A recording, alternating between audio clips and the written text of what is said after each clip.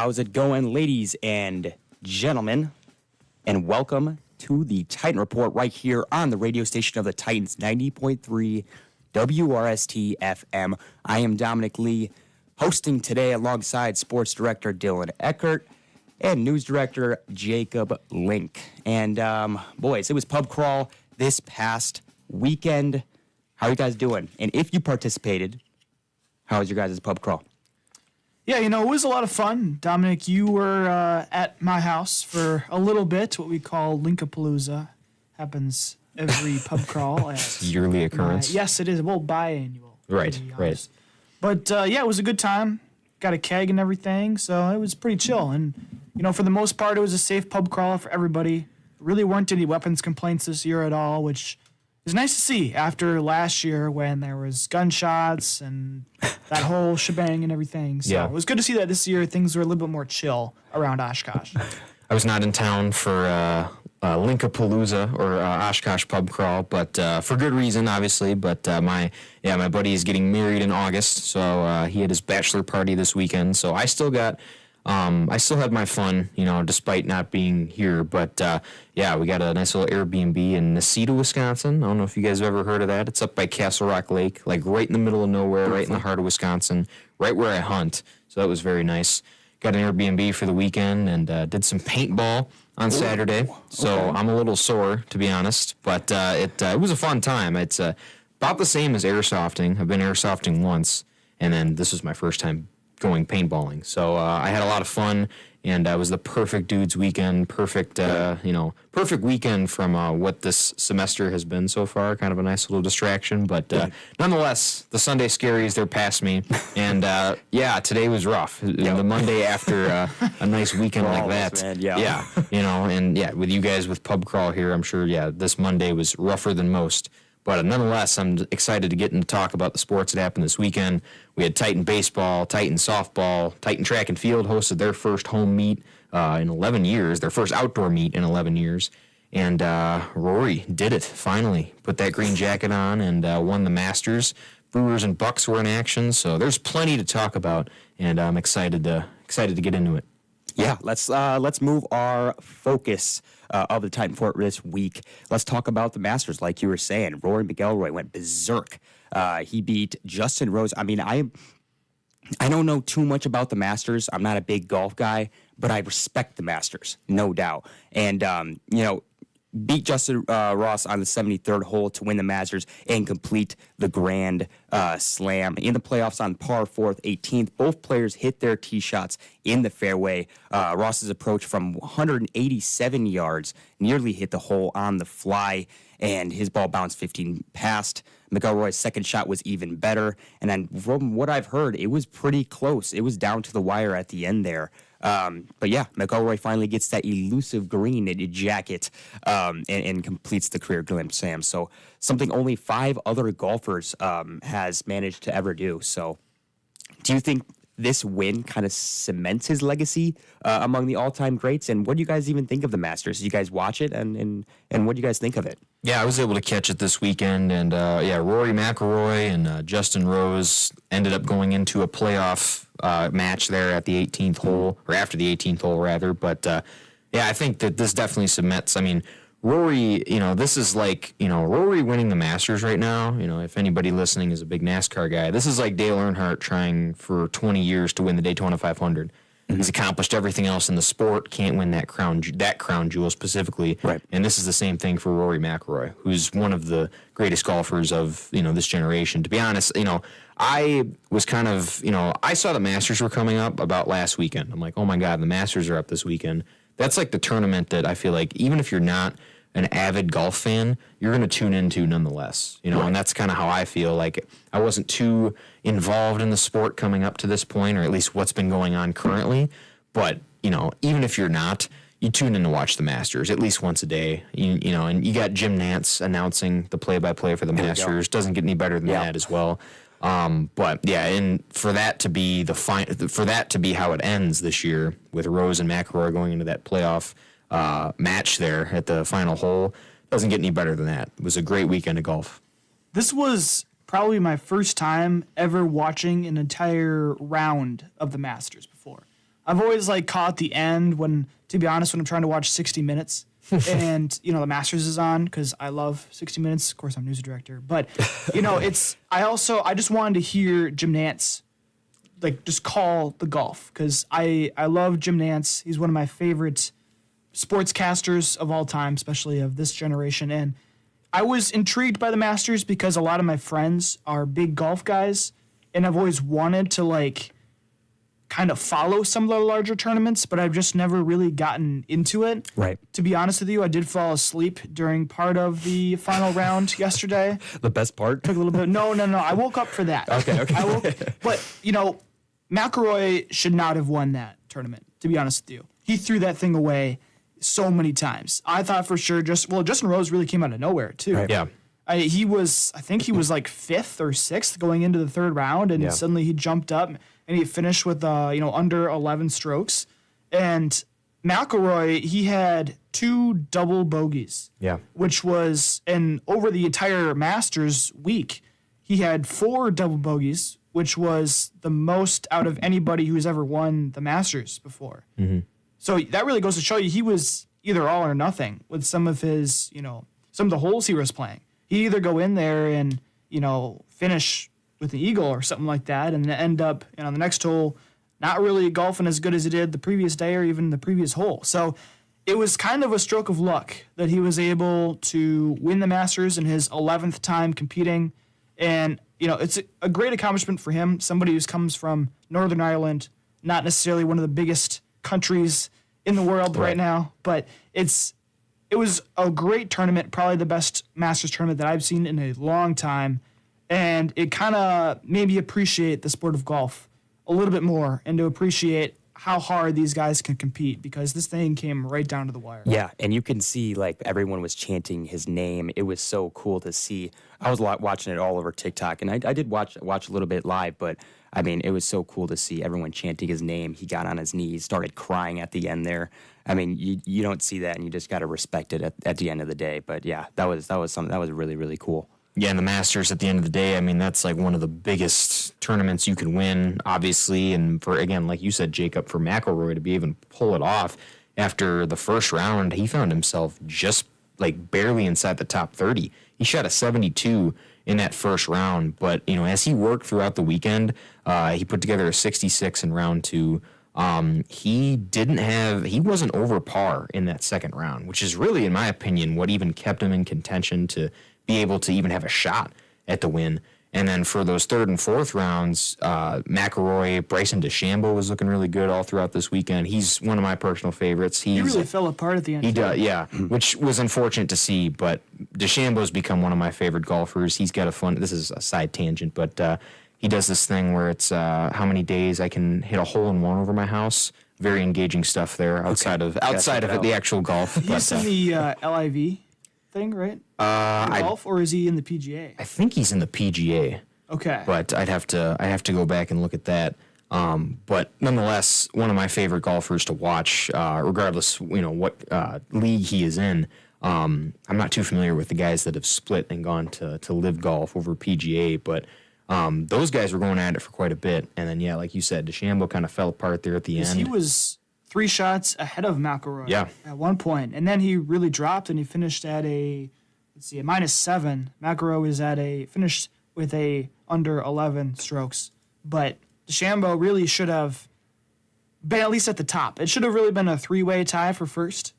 I was a little bit disappointed that DeChambeau dropped like that. Yeah, because he really fell apart with his putts and everything. Shots that, like, it looks easy when you're watching it on TV, and that, like, I've never golfed before, but I can only imagine how tough it is actually being there with that many people looking at you. Yeah, and I just fact-checked myself. Bryson DeChambeau has signed with LIV, so he's not a part of the PGA. But nonetheless, I mean, was a big factor in this tournament until he unfortunately wasn't. But, Rory McIlroy is able to pull it off, and, has pretty much completed everything. Like, this was kind of the thing that was dreading him for a while in his career, and, here he is with a Masters win and a green jacket. Good, yeah, that's good stuff. Let's change the subject a little bit. How about that? Lots of baseball and softball were being played this past Thursday and this weekend. for UWO. The Titans faced kind of a really tough challenge, not kind of a tough challenge, a really tough challenge in Whitewater. In the first game of the doubleheader, I mean, they fell to 9-2 to the undefeated Warhawks, who's ranked number 1. Whitewater's offense was really good in that game, particularly in the third and fourth innings, where they scored a combined 6 runs. But in a remarkable turnaround, Titans secured a 6-3 victory in the second game, and none of this, at least I wasn't expecting that at all. That was the Warhawks' first loss of the season. And they were getting, UWO was getting blown out in other games too, so I just was not expecting this W. Here, that home series against Lacrosse, we kind of talked about that last episode. We know how disappointing that was for that team. I wasn't expecting this series to be split. Like, I'm being honest. I thought they were going to go into Pritchka Field at Jim Miller Stadium at UW Whitewater and not necessarily go there to get blown up, but Whitewater, number 1 team in the nation at that point. Yeah. I didn't expect them to really, be able to take one of those games. And as negative as that sounds, like I'm the sports director for a station that covers this team. Right, I should be as positive as I can be. But from what I had seen, and I would feel like from what most people have seen, nobody expected them to be able to pull that off. But here they did. And, there are guys that have just been really stepping up at this point in the season. Carter Stabani and Braden Skennendor are 2 of those guys right now. Carter Stabani, he went 3 for 4 in that game, in the win against Whitewater, and Braden Skennendor kind of just turned it on here, like a quick turnaround here at this point in the season. And, Skennendor doesn't play the field too much. Mm-hmm. He's played third base here and there. He's played a little bit of the field early on in his career here at Oshkosh, but now he's kind of shifted to that DH role where he's strictly hitting, and it's been working right now because, in this Eau Claire series, he was able to put the bat on the ball and go yard in one of those games and continue to drive in runs. And Stabani and Skennendor were the keys to that win against UW Whitewater. And the pitching improved in that Whitewater match. Ryan Richter, he got the start on the mound in that win, gave up only 3 hits and 1 run through 4 innings pitched. And then for Parker Thompson, a guy like him, to get his first win on the season. Thompson was kind of up and down throughout this year so far. But he was able to pick up this first win of the season. He only pitched, I believe, 2 innings. Yeah, he only pitched 2 innings, relieving Richter in that game. Gave up only 2 hits and 1 run, but, it was enough. The Titan bats did enough to win that game. But, yeah, a complete win, and then not to really get into the next segment, but they end up going to Eau Claire and extending their win streak. Exactly. So, kind of what we expected with that Eau Claire series.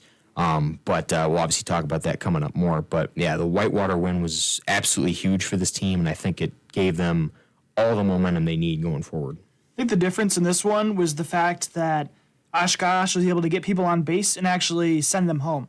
I think against Lacrosse, they weren't out-hit by very much against the Eagles.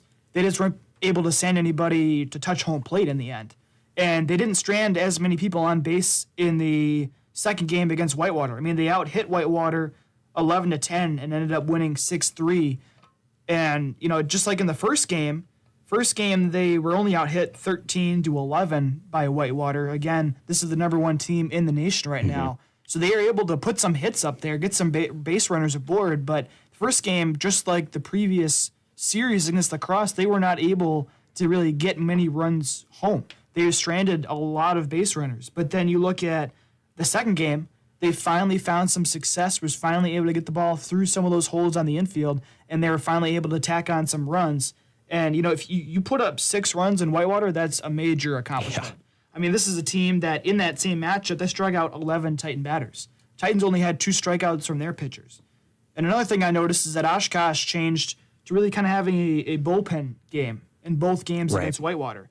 They had 5 pitchers in the second game and 6 pitchers in the first game against Whitewater. So they weren't really relying on one pitcher to take them, maybe 5, 6, 7 innings. They decided to kind of break it up. Everybody kind of went, 1 or 2 innings each.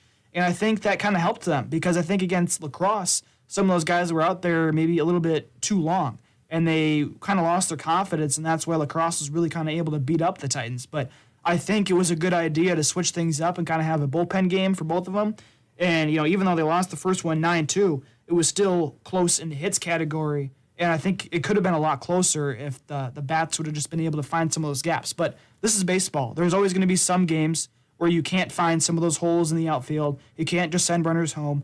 But I think this is awesome to see that this team can at least split with Whitewater. And that gives them some hope moving forward in the rest of the WAC standings. And, I mean, they're sitting third right now in the conference. They're only a couple of games now behind Lacrosse. If they can split again with Whitewater in their second matchup, they have a very good shot, I think, at, of course, making the WAC tournament and maybe even being an at-large bid into the NCAA tournament, which would be the first time in a long time. Yeah. And like you said, I mean, the Titans basically played error-free baseball the entire time, especially in that second game win. But let's talk about the Blue Golds. You mentioned a little bit about that. They didn't only beat the Warhawks; they ran through the Blue Golds with 4 wins this past Saturday and Sunday. In total, against the Blue Golds, they scored 43 runs. I counted up. I did the math. And that's just absolutely absurd hitting from the Titans. The first 2 games, they only played 7 innings, and in the third game, they went into overtime where they got the dub. But yeah, the first game was just absolutely a W. I mean, and the second game was 17-5. Third game was much closer with a 2-0 dub in 12 innings, and that last game they got blown out 14-2. So just overall an absolutely outstanding streak of games that the Titans have played, no doubt. Dominic, you're in basketball mode. They went into extra innings instead of overtime. God, see, it's always something. No, you're good. But I mean, just like you said, though, I mean, 4 games where the Titans took care of business, and the first 2 games were outstanding, all finished in 7 innings.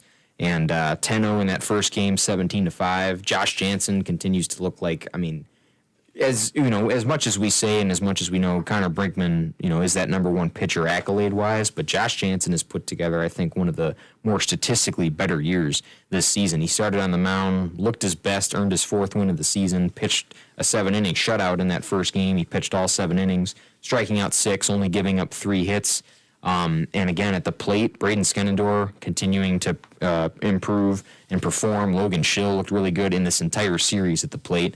Skenendor hit a 2-run home run to left center in that second inning, and then Schill hit that 3-run shot to center field in the 4th. So the Titan bats just continued to ramp up throughout this series, which again was absent in the lacrosse series. Right. And as much as it was a big story for them to beat the Warhawks, the bats still weren't to full force like they were in this Blue Gold series. But the Titans, I think, expected to win this series, and the way they were playing Saturday, probably went into Sunday expecting the sweep. So I would assume that first game on Sunday, for that to go 12 innings and that for them to only win 2-0 and score those last 2 runs in the 12th inning, right, probably a disappointment from head coach Kevin Tomaszewicz and this entire crew. But then turned things around, and I'm sure there was some sort of fire lit under this team that says, hey, like this is a series we should sweep easy. And they go into that final game and put up 14 runs. So they're in a really good spot right now. Kind of what we expected. Didn't really know what that Whitewater series was going to be, but this Blue Gold series is kind of what we expected, and they're in a good spot now going up against Stevens Point coming up. There really should have been no excuses as to why they didn't sweep the Blue Golds. Yeah. This is a team that's 0-14 in conference play, and they've actually lost their last 14 games overall. So this is a team that, let's be honest, kind of stinks. And honestly, for Oshkosh only put up 2 runs in an extra inning game, that was kind of an embarrassment. And if they would have lost the game, I think we would have been talking about here, why didn't they sweep the Blue Golds? Because Oshkosh, in game number 3, they out-hit Eau Claire 11-6. There's no way that you only can put up 2 runs on 11 hits. So again, I think going back to what I was talking about against Whitewater, I think their bats are alive. They can get base runners on base. But I think the rest of the season is going to come down to how many runs can they score. Because right now their offense is kind of clicking a little bit. I mean, of course, in the other 3 games, they were able to put up, over 10 runs each against Eau Claire. But in that third game, I mean, they really should have had more than 2 runs.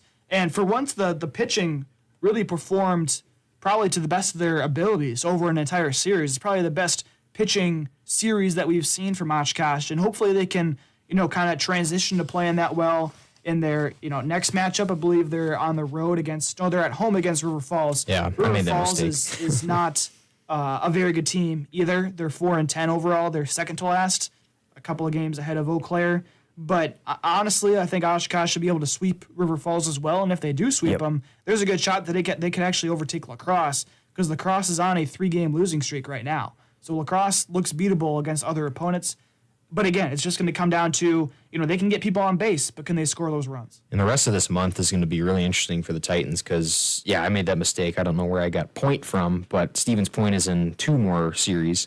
They're going to host River Falls here this weekend, Friday, Saturday, which, again, like Jacob said, and I agree, should be at the very least a series win. If River Falls is able to squeak out a game, then it is what it is, but that should be a series win, no doubt. And then that sets you up pretty good for Whitewater, who now comes to Tiedemann Field for a home series. And then at that point, you're on the road to Stevens Point to end April at that point. So Titans look pretty good. I think that the River Falls and Point series can definitely be won. Stevens Point is usually pretty decent. I believe they're ranked 4th, or they were projected to finish 4th in the WIAC Conference. I remember from last year, they ended up splitting the series with us, or they were able to get some games out of us at home when we hosted them last year. But that's a series the Titans can win. My prediction is I think the Titans might split that Stevens Point series. And then, with whatever happens with the Whitewater series, I think that's going to be, a really fun Wednesday of baseball right there when Whitewater comes to town. But I think this River Falls series looks like it'll benefit the Titans. It'll fare well for them. And, they're in a good spot here leading out of April and then going into early May. Yeah, Jacob, absolutely. hold on to your papers. Come I on. know. He's going flying over here. But yeah, like you said, the Titans are going to play River Falls this coming Friday and Saturday. And then on the softball side, we can't not forget about softball. They played their first opponents in the WIAC Conference, UW La Crosse. Titans won the first game 8-2 and the second 5-1. And in the first game, the number 11 nationally ranked Titans scored their 8 runs on 13 hits with no errors. La Crosse scored its 2 runs on 8 hits with 4 errors.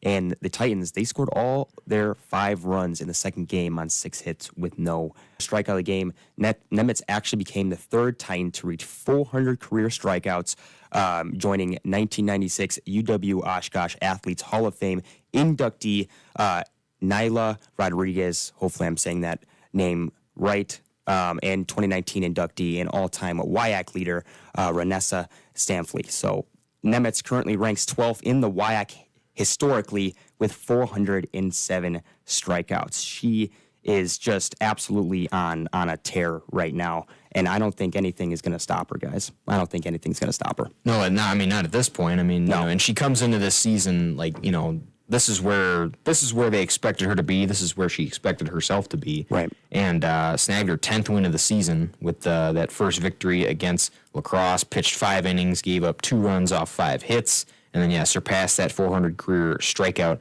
after sitting down 8 of 23 batters faced. So the pitching has just continued to be the absolute juice for this softball team. And as good as they are, they're a very good hitting team. Right. But fortunately for them, with the way their pitching has been historically, they don't really have to rely on the bats too much. And sometimes when those games, when those batting averages are a bit lower in some of those games for this softball team, you can rely on a Sydney Nemitz, you can rely on a Brianna Bougie, and even Grace Nardi, the freshman this year, has pitched outstanding. So you can rely on those women to really step up in the circle and not let the other team get away from you while the bats are still struggling. But, I say that, and that really hasn't been the case for this team. Yeah. Because they're just as good a hitting team as they are a pitching team. And that's been the story for this team all year, and it hasn't really changed. And I don't really think it's going to change at this point in the season. I think the thing to look at with the softball team is going to be the hitting the rest of the year, because we all know that their pitching is going to continue to be dominant. Their only 2 losses this year have come by scores of 2-1. So if they get into a close game, a low-scoring close game, I think that's the only way you can really beat these Titans. And it's going to be a tough matchup their next contest against Whitewater, a team that always seems to have their number. But we all know Nemitz is going to continue to pitch like she has all year. She's 10-1 on the year. Probably nothing will stop her the rest of the season. And I think Grace Nardi is somebody who is up and coming. She's a freshman this year. I'm kind of surprised that Brianna Bougie hasn't taken more of a starting role, but she's been so good in the bullpen. They haven't really needed her to start very many games because she can come in and pitch the last 3 or 4 innings and still be just as dominant as if she was the starter. But I think, come tournament time, we're going to see, obviously, Nemitz as the main pitcher for this team. But I kind of wonder how Nardi is going to perform in her first ever postseason, in college. But I know that Bougie performed really well last year, and that was her first season. So I think overall, the pitching is going to be strong either way once we get to tournament time. But again, it's only going to come down to this hitting. And if it's going to be a close game, I think that's the only way a team can beat Oshkosh. But if they're able to put up a combined 19 hits across 2 games like they did against La Crosse, and they put up, 13 runs total, there's not really any hope of beating a team if you let Oshkosh kind of get the better of you bats-wise. And with the Eagles batting, or in that Eagles series batting-wise, as much as we talk about how dynamic the Rouse sisters are at the plate, they weren't really the top hitters that entire weekend for Oshkosh throughout those 2 games. Callie DeVito was the one who really got the bats going in that first game. And you also had Abby Garceau, Haley Whitman, Amanda Martinek. Amanda Martinek's also been, good at the plate all year, as have all these ladies. But it wasn't the Rouse sisters, is my point, that was kind of leading that charge. They were still hitting and getting on base nonetheless, but those runs batted in were coming from kind of the middle of the order, some of those bottom women in the order as well. And, DeVito had RBIs in both games, so she really led the hitting, as she has all season. She's kind of overlooked, I feel like, with, the Rouse sisters and Amanda Martinek and the way Mary Kate Quaid was playing earlier this season in her freshman year. So they got hitters up and down.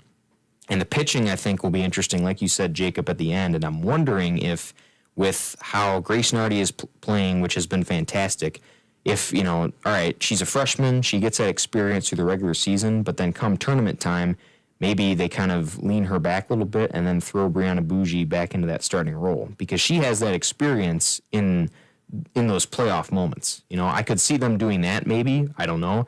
If Grace continues to pitch the way she has, why would you change anything? Because then Bougie can come in and, relieve the final 3 innings. She hasn't really started many games this season, right, but still has 6 wins. So she's still pitching plenty. But Nemitz and Nardi, Skylar Combs has also started a few games this year as well. So, this team is in a really good spot, as they have been.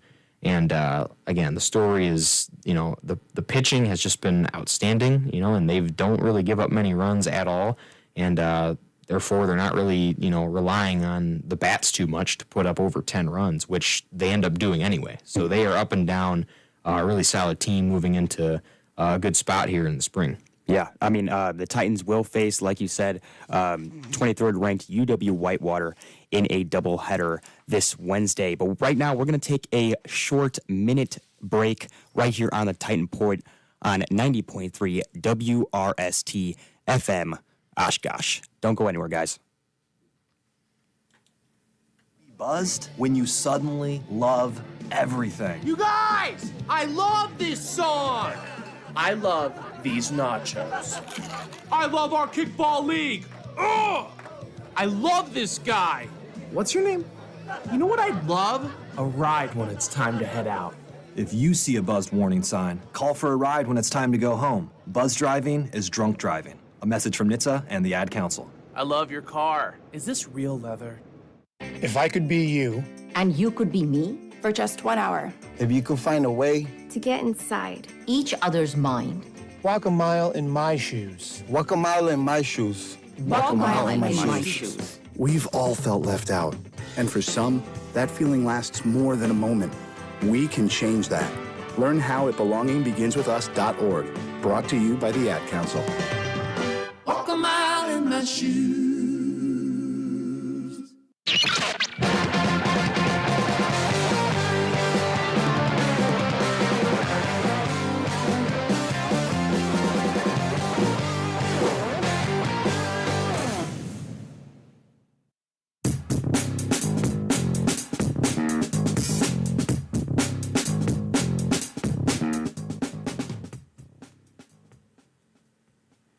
Welcome back to the Titan Report right here on 90.3 WRST FM, the voice of the Titans. I'm Dominic Lee, still hanging out here with Dylan Eckhart and Jacob Link.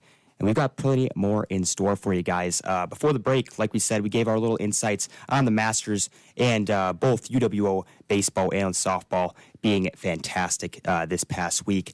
But now it's time to shift gears and talk a little about track and field. Dylan, you got more on that? Yeah, UW Oshkosh track and field team hosted their first home meet in 11 years on April 11th and 12th at the Oshkosh Sports Complex. Titan athletes won handfuls of events, and 2 program records were set by junior Charlie Nolan in the men's decathlon and senior London Little in the 200-meter dash. Nolan registered 7,139 points in the decathlon, breaking 2018 UW Oshkosh Athletic Hall of Fame inductee Kevin Deering's record of 7,103 points. Nolan, he won 6 of the individual events between Friday and Saturday, including the 100-meter dash, the long jump, the 400-meter dash, the discus throw, pole vault, and the javelin throw. And then the other record set by London Little earlier in the meet, he won the 200-meter dash with a time of 20.75 seconds, which broke his own program record by 0.24 seconds. The performance also bested previous facility record set during the 2007 NCAA Division III Outdoor Championship by Willie Horge of Buffalo State College. Oshkosh, they swept the top 4 spots in the 200-meter dash, claimed 9 of the top 10 positions. Davian Willems, he finished runner-up to Little in that event. Nolan Milas finished in 3rd with a time of 21.27, and Dylan Gramley finished 4th with a time of 21.47. And then rounding out the top 10 in that event were Titans Eddie Jones in 6th, Trey Jansen in 7th, Danny Vinson in 8th, Henry Kennedy in 9th, and Jalen Boatman in 10th. We're on the women's side. Andrea Glass, she led the women's team with wins in both the 100-meter dash and the 200-meter dash. Glass won the 100-meter dash with a time of 12.20 seconds, and the 200-meter dash with a time of 25.36 seconds. Oshkosh's Addie Baker finished 3rd in that event in the 200-meter dash, with a time of 25.65. Oshkosh, they raced 7 of the 9 positions in the men's 100-meter dash with Davian Willems, go figure, winning that race with a time of 10.33. Other notable performances for the Titans included senior Megan Hunt in the women's heptathlon. She finished 2nd place with a personal best of 4,804 points. Oshkosh swept the top 3 spots in the men's 400-meter dash, led by winner Tyron Bender with a time of 47.93. Matthew Aiden finished 2nd with a time of 48.82, and Josh Rivers finished 3rd with a time of 48.9. In the women's 400-meter dash, Olivia Stenzel and Addie Baker, they finished 2nd and 3rd, respectively, with times of 59.61 and 59.67. Oshkosh, they also swept both hammer throw events with Brenna Masleroff for the women and Gavin Fritsch for the men. Masleroff won with a distance of 57.52 meters, and Fritsch won with a distance of 61.42 meters. Masleroff also took 2nd in the shot put and 3rd in the discus throw. And in the final field event of the invite, the Titans swept the top 3 spots in the men's shot put, led by Isaiah Isom with a distance of 15.30 meters. Cameron Ben-Dixon finished 2nd with a distance of 14.56 meters, and Kieran Maud took 3rd with a result of 14.42 meters. Libby Geisness won the women's 800-meter run with a time of 2 minutes and 13 seconds. Emma Bogg joined Geisness in the top 5 with a 4th-place finish at a time of 2 minutes and 18 seconds. Daniel Wilson won the men's 400-meter hurdles with a time of 55.19, and Weston Lurtle finished 3rd with a time of 56.54. And in the men's long jump, Caleb Wright and London Little finished 1 and 2, with Wright jumping a distance of 7.42 meters and Little with a distance of 7.11 meters. I believe I winded myself out there, Dominic, but nonetheless, that is what happened at the Titan Challenge, or the Titan Spring Invite. And very important to get all those names, all those numbers out, because it was a very important meet for this track team, their first in 11 years, and to set some program records here early on in this spring outdoor season. Titan Track and Field doing what they do best. Yeah, like you said, for the first time since 2014, the UW Oshkosh program held an outdoor meet. That is just a huge accomplishment for Oshkosh as a whole, yet alone the track team. it's so cool to see. And I wish I would have went because, I mean, we're looking at that right now. That track is beautiful. I don't know if you guys can see pictures for those of you who are listening at home or tuning in right now. Just look at some pictures. Go on Google. It is absolutely beautiful, the track that they built out there.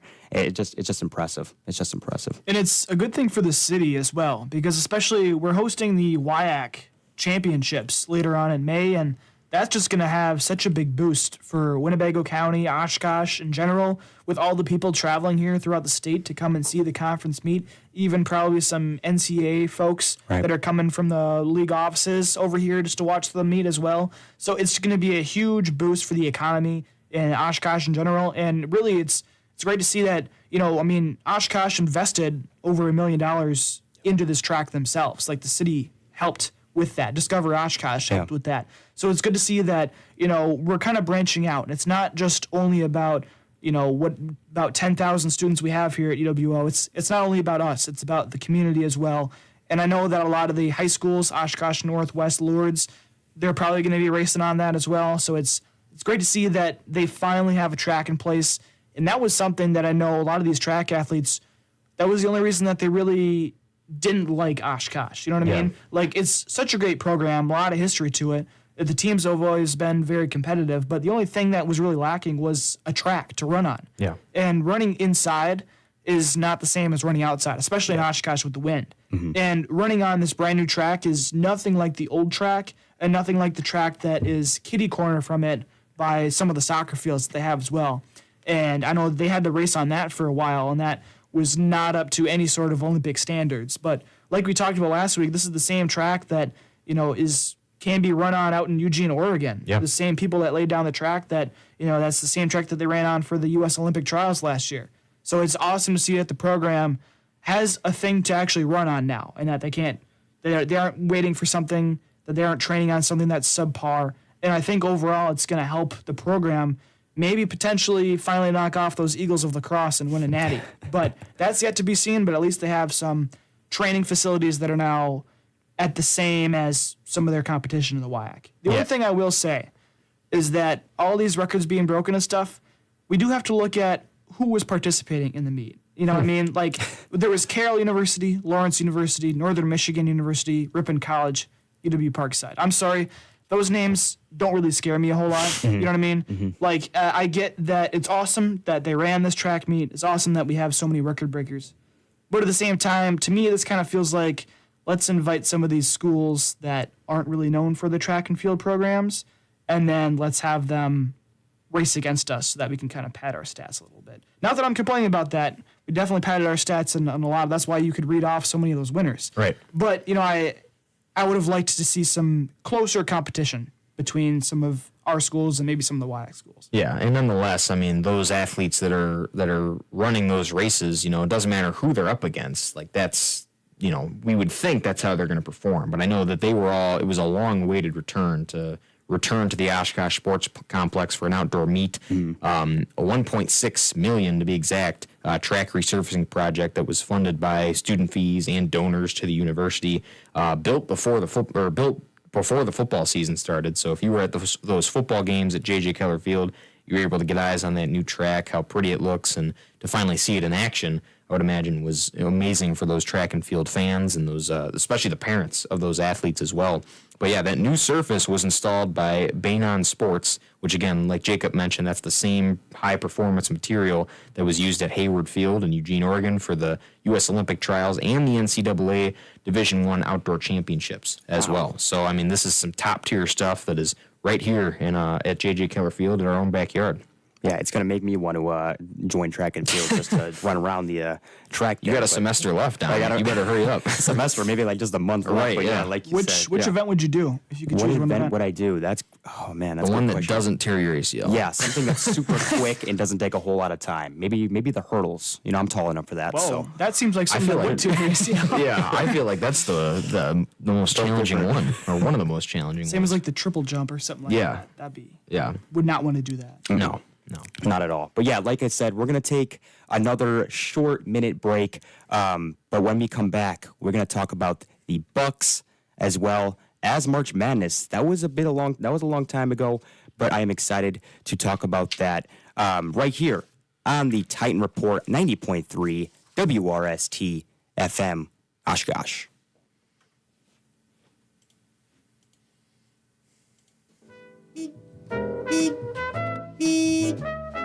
Hey Titans, need a ride around campus? Well, don't worry. Download the UWO app and click on the UWO Go icon. You can get a ride at any time from 8 a.m. to 2 a.m., no questions asked, here and around campus. So what are you waiting for? Download the UWO app and get a UWO Go service whenever you want. You're listening to 90.3 WRST FM Oshkosh. Want to listen to 90.3 WRST wherever you go? Download the Radio FX app and listen to 90.3 wherever you go. No matter where you are, even if you're chilling at the library, your dorm, in your car, or even just walking around. Listen to 90.3 WRST wherever you go through the Radio FX app.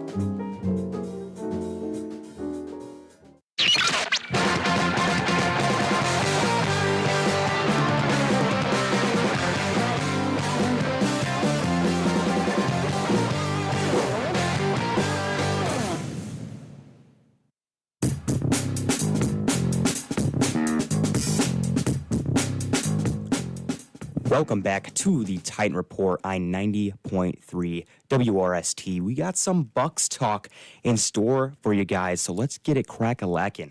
The Milwaukee Bucks finished the 2024-25 season, NBA regular season, with a 48-34 record, securing that fifth seed in the Eastern Conference playoffs.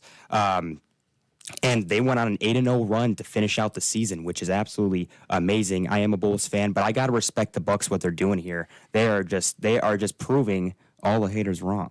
The regular season included with an overtime win over the Detroit Pistons back on April 11th. But yeah, the Bucks playoff journey begins on April 19th against the Indiana Pacers. And my question to you guys is, who is the dark horse on this Bucks lineup that can get it done in the playoffs? Because this is going to be a tough Pacers team. I like to be the Kevin Porter Jr.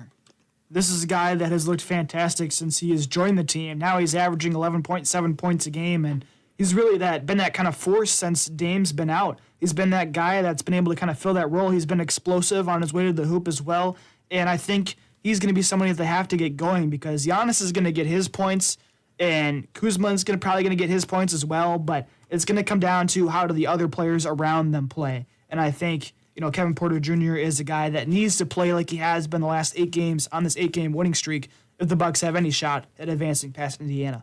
I think that you mentioned Kyle Kuzma. I think he's my pick for, who's going to really step up if need be. I mean, Giannis and Dame obviously sat that last game against Detroit, but that was because this team needs to take, needs to rest those guys so they're, well rested going into Indiana, who's going to be a very tough first round opponent for the Milwaukee Bucks. But Kuzma, he was the only traditional starter that played in that game against Detroit on Sunday and still put up over 22 points. And also got to shout out Pat Connaughton. Connaughton to go off for 43 points in that game. He's probably not going to get that same time once Giannis and Dame come back, but he's a guy that you can obviously rely on for sure to be, deep within that Milwaukee Bucks bench, deep within that roster. But, there's a lot of guys that can step up for this team. They have the pieces they need to put together. They just got to do it. Once Dame and Giannis are back in this lineup, the Bucks are in a good spot. But they've got guys like Kyle Kuzma, like Kevin Porter Jr., like Pat Connaughton to step up and assist these Milwaukee Bucks. I just kind of hope Dame makes it back in time for the playoffs ever since that blood clot incident. Yeah. Because I know that there's an opportunity that he could come back for the first game, but I'm not sure. The reports that I've seen are kind of vague as to whether he will actually return for the first couple games of the series or not. And if he's not there, that's a huge loss to this team. And I don't know if the Bucks can overtake Indiana then, because, last year the Bucks were missing quite a few pieces when they played the Pacers, and they were not able to overtake them in the end. And to me, it's disappointing that we have to play the Pacers, because I like Tyrese Halliburton, because he's an Oshkosh guy. Yep. You kind of have to root for him a little bit because all of us have places here in Oshkosh now. We're kind of Oshkosh citizens, not really, but we kind of are. And it's kind of cool to see somebody from this area of the state able to perform in the NBA. A lot of people don't like him for the stuff he did last year against the Bucks. Kind of was in people's faces at some points, but I still like him just because he's a Wisconsin guy. But, it's too bad that we have to play the Pacers, because otherwise I'd be kind of rooting for the Pacers. They're not a franchise that's had a whole lot of success during their time. They've probably had more ABA success than NBA success. But, it's going to come down to, is Dame going to play or not? And is Giannis going to get into foul trouble? Because whenever Giannis gets into foul trouble, then they miss their biggest part of this team. And if he's not out there, there's no chance the Bucks are going to win. Giannis has to be able to play. He cannot get injured like last year, and Dame has to play as well. Yeah, I mean, I agree with everything you said there. The thing I think that is a silver lining here is that the Bucks are 3-1 in the regular season against the Pacers, but the regular season is a way different feel, a way different vibe than that postseason is. So, the Pacers are a favorite right now. So that, that is concerning for sure. But, nonetheless, the Milwaukee Bucks are on the road. So that's going to be some adversity for them to overcome. But I agree. I think if Dame is not in, it's way more difficult, way more challenging for the Bucks to get it done. And it's also, it's also very difficult to stop Pascal, especially in the playoffs. If you can stop Pascal Siakam going down the center like that, I think that'll also help your chances if you're a Bucks fan. And also Miles Turner, you got to make sure you stop that big center that's in the middle there. Luckily, Giannis, I think, definitely has his number with Miles Turner. But like you said, they have some good, strong players on the Pacers. So it's just going to be a tough battle. But what were you saying, Dylan? No, that was pretty much all what I was going to say. I mean, it's basically preaching what Jacob just said. I mean, if Dame is not in there, it's way tougher for the Bucks to be able to get it done. I think they still have a chance nonetheless, but at that point, Giannis and Dame are the guys that this team relies on. That's who this team is built around. Right. We wouldn't have made that trade for Dame if we weren't going to build this team around him. But, you have the experience in coaching in Doc. You've got good players in Giannis, Dame, and Bobby Portis, Kevin Porter Jr. I mean, I could go down the entire roster of this team that is, of guys that have stepped up. But Bucks Pacers always provides action, always provides excitement. So nonetheless, I'm just hoping for a good game and a good series between these two squads. I think at this point, I won't be disappointed if the Bucks lose, because I've been disappointed just about every other year since 2021. And honestly, this Bucks team has underperformed, I think, to people's expectations. Really, it's come down to the last 2 years, just the coaching carousel that's been with the Milwaukee Bucks. And, I just want to dive into one of the matchups that I think is going to be huge between the Pacers and Bucks is at the center spot between Miles Turner and Brook Lopez, because Lopez has not looked like the usual Brook Lopez that we've seen out there for the past couple of years now. He's really slowed down. He's been easy to fake out or kind of brush to the side and get to the hoop. He's not the same defensive player that he has been. Yes. He's, like I said, he's able to be brushed off, and Miles Turner averages almost 16 points a game and almost 7 rebounds a game as well. So if Turner owns that matchup between him and Lopez, I think the Pacers come away with the series win. But if Brook Lopez digs deep and finds the same Lopez that we saw in 2021 in that Bucks championship run, I think the Bucks can take the Pacers and maybe even, advance to the Eastern Conference Finals. But we're going to have to see if that actually happens. But I think the matchup at the center spot is going to be the difference in this series. Yeah, I mean, it's obviously way easier said than done. But, if Lopez is able to turn those Jets, then, that just adds more depth to this team. I mean, Lopez still at 13 points per game, not, to where Miles Turner has been this season. But Lopez also not really even leading, among rebounds within this team as well. So it's been a disappointing year for Lopez, but I mean, he's been there for all 80 games. He's played 80 games this season, has started them all, that he's been available for, has been healthy for. But, yeah, I mean, it's really he's just 37 too. Exactly. So you can't complain too much. No. For him to even just be, still playing for this team and playing, at a good level that he still is. Obviously, we'd probably like to see that a bit more. But again, how much can you ask from a guy who's behind Giannis Antetokounmpo or a Damian Lillard or even a Bobby Portis at this point too. So, again, the story for me is really just going to be, one is Dame healthy, which is probably going to be a game time decision, like a lot of these injuries have been. And, is this team going to be able to rally around Giannis like they have, all season? So that's really the story, what it comes down to. And, what is going to be our response to Miles Turner in the paint? Are we going to have anything for Tyrese Halliburton? Pascal Siakam, are we going to have answers for those guys? So I'm kind of with Jacob as far as, just it seems like all things Bucks right now because this team ever since 2021, I think it's just been we had that championship in 2021 and then it was just disappointment after disappointment after disappointment. And I think, I'm a Brewers fan too, so I'm very used to that disappointment in the playoffs. You can even say the Packers as well. So I think Wisconsin sports fans are kind of just numb to it at this point, and I think that if a Bucks loss would be very disappointing, but I feel like it wouldn't sting as much as it would have 2-3 years ago. Yeah, absolutely. And let's briefly mention some talks about the Brewers. Like you said, they lost their last two to the Diamondbacks. The last game was 5-2, and one before that was 5-4. They're 8-8 right now.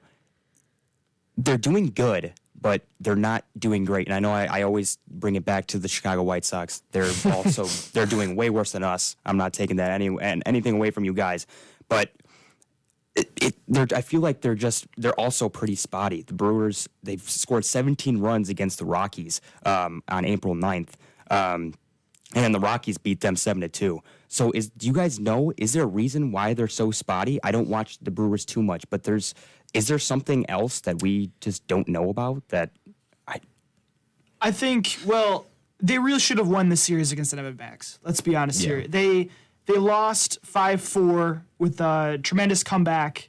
The Diamondbacks scored all 5 of their runs in that second game in the 9th inning for the walk-off win. Mm-hmm.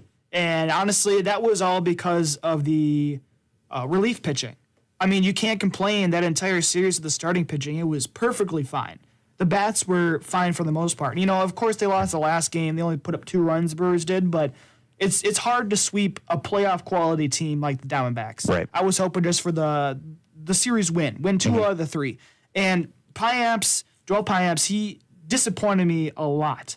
And this is a guy that he just needed a couple of outs, and the Brewers would have taken game 2 of this series. Instead, he goes 0.1 innings, so a third of an inning, he only gives up 1 hit, but, he walked a couple people, gave up a couple of earned runs, and then they bring in McGill. McGill earned the loss. He only went a third of an inning as well, gave up 2 hits and 3 earned runs, and walked 3 batters. That did not help. You can't be putting batters on base like that in the 9th by just walking them. You have to put at least in the strike zone, at least give it a chance. It's like last week with UWO's baseball team against lacrosse. They were walking too many guys. Mm-hmm. The worst thing you can do is walk a guy late in a game like that because it just gives the other team hope. Mm-hmm. At least just put it in play and make your defense make a play because this defense has been very good to begin the year for the Brewers. So honestly, I think the Brewers have been better than I expected. Considering the fact that we're missing a lot of our starting pitchers still, the fact that this team has really climbed up since their 0-4 skid to begin the season. Now they're 8-8, which isn't a bad place to be. You're still at 500. Right. If you can get to 500, most likely you're still going to make the playoffs. So I'm not too concerned right now. Once they get some more of their pitching back, I think we can see them go on maybe a 10-game winning streak here. Mm-hmm. But, I think overall I'm not too concerned yet, and the bats have been just fine. Yeah, I would agree with pretty much everything you said, and the relief pitching was kind of the kryptonite for the Brewers at that point. Jose Quintana came in and pitched that first game perfectly. I mean, he had a stellar start. He's beaten all 30 MLB teams with that win against the Diamondbacks, by the way. But yeah, they looked great in that second game, and then again, it wasn't until that 9th inning they were looking like they were about to win their second series. Going back to the Rockies real quick, that went the way it did. That's how it should have went. We should have won that series. Should have got the sweep.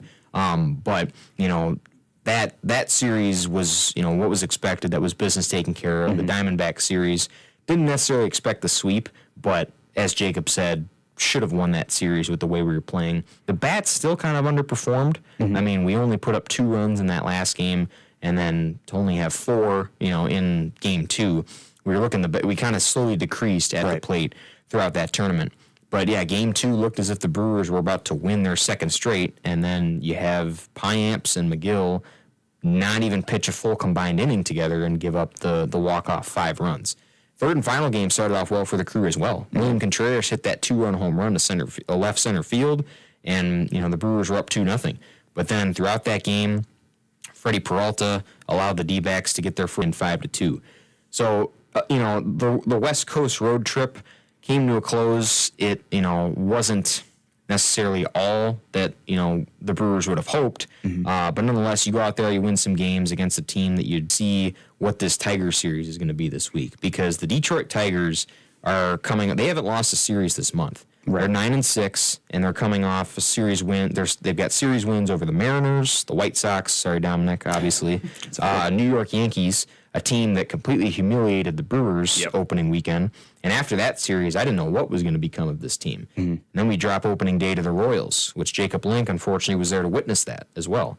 So, but going back to the Tigers have series wins over all of those teams and are just coming off a road series win over the Twins. So they enter their second series of their Midwest road trip now, going from Detroit to Minnesota, now to Milwaukee. I think this is a series the Brewers can still win because, again, the Brewers, I think, are obviously considerably better at American Family Field. But with the way the Tigers have been playing, I wouldn't be surprised if this one's kind of down to the wire, similar to the way we saw against the Diamondbacks. So Brewers, they've got the Tigers for, I believe, Monday through Wednesday. It's a 3-game series. Then they stay at home over Easter weekend, hosting the A's, which should be a series win. I'm not too worried about that. But then again, hopefully this team doesn't do what it has done in the past, which is lose those games that they should win or lose those series that they should win. Yeah, and this Tigers team has a lot of young pieces that are starting to kind of bloom for them. And it'll be interesting to see how they perform against some of the younger Brewers pieces as well. Both teams, to be honest, they have a couple of older guys, but then they also have a lot of young guys that they're starting to bring up. For the Brewers, it's just because of injury, but for the Tigers, these are guys that have been in their farm systems now for a while.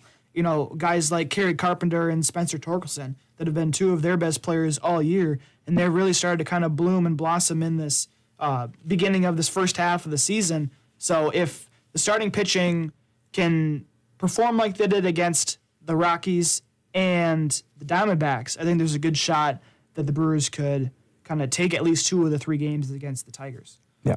Well, that's going to do it for this week's Titan Report. Huge thanks again to Dylan and Jacob, as always. And to all of you tuning in on WRST 90.3 or just catching the replays online on WRST.org. And we'll be back next week with more Titan sports and everything in between. Until then, keep supporting local athletes and just enjoy the warm weather, at least while it lasts, hopefully.